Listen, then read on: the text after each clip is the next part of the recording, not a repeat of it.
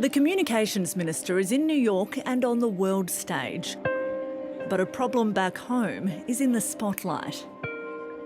This remains a constant watch for me. After discussing social media bans at the United Nations, Annika Wells will return to Australia to talk about Optus. The telco is in damage control over its second 000 outage in 2 years, and the boss of its Singapore-based parent company is flying in next week.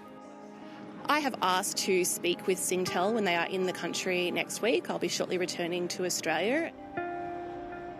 The company is under pressure to explain why hundreds of emergency calls failed to connect. But the government has questions to answer too. What are we doing to really review whether this corporation is up to the job? The Greens and Coalition are accusing Labor of being too slow to act on recommendations made in the Bean Review, an investigation launched after a nationwide Optus outage in November 2023, which blocked more than 2,500 calls to 000.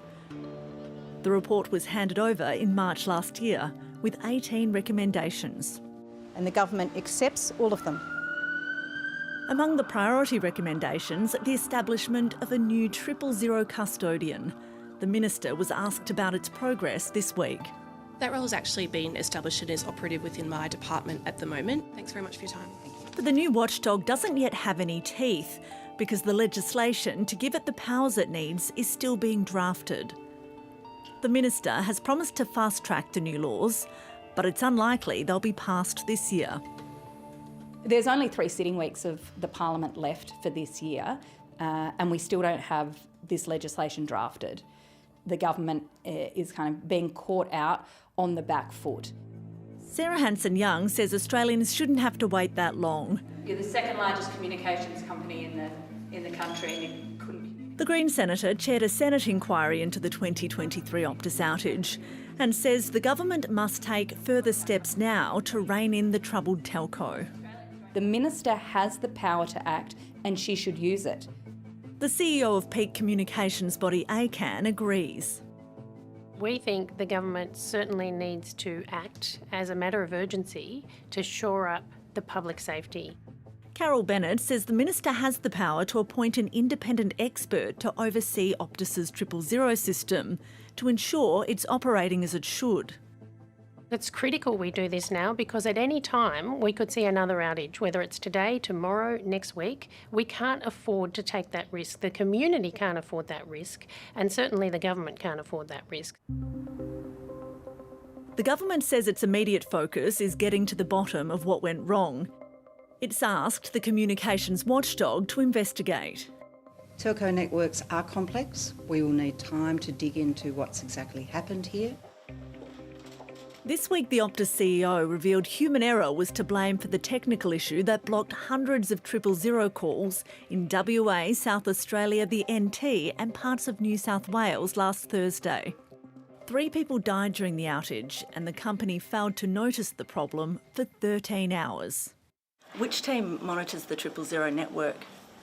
The 000 network at the moment is being monitored by, as I said again in my remarks, by the network team. 24 hours a day, 7 days a week. It is at the moment, but who was monitoring it before this incident? That is a good question. Same question I've asked, and that question will be, I'm sure, discussed in multiple investigations. Nokia run your network operations centre. Well, you would expect that they would have had automated testing before, during and after the update, and that they would have automated monitoring of the 000 service. Some experts believe part of the problem is that Optus has sent critical tech jobs offshore. What we're seeing is failures that are occurring that are due to cost cutting. We need to reverse course. The government needs to implement legislation that will ensure that the 000 emergency call service works.